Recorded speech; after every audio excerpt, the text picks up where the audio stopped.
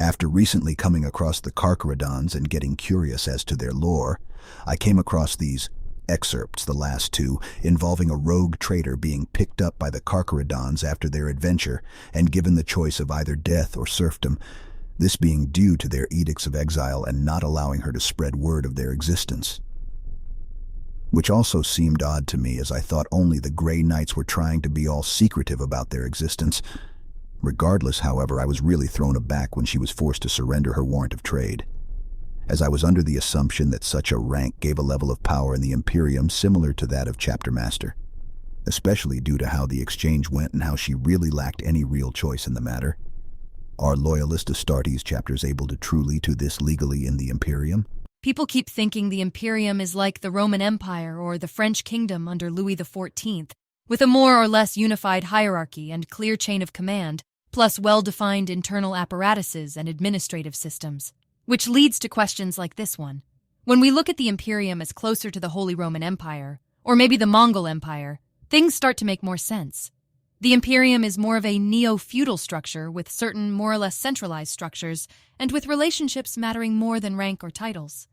There's the emperor at the top, but everyone else has their own relationships, rights, privileges, and authorities that may clash at times.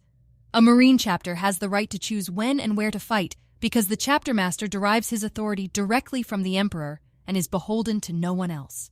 But that same chapter will have pacts and obligations with local authorities for supplies or protection, or will make agreements either mechanicus to provide protection in exchange for supporting certain operations. Marine chapters are obviously taken from European crusading organizations such as the Knights Hospitaller, and share similarities such as their combat focus, not always the case in real life, but whatever, and need to balance political considerations with war. A planetary governor derives her authority from the emperor and has unlimited power within her system, but must also deal with the tithe and other considerations. An admiral in the Imperial Navy derives his power through the Navy and the High Lords of Terra, while a Magos' authority comes through the Martian cult and its loyalty to the emperor.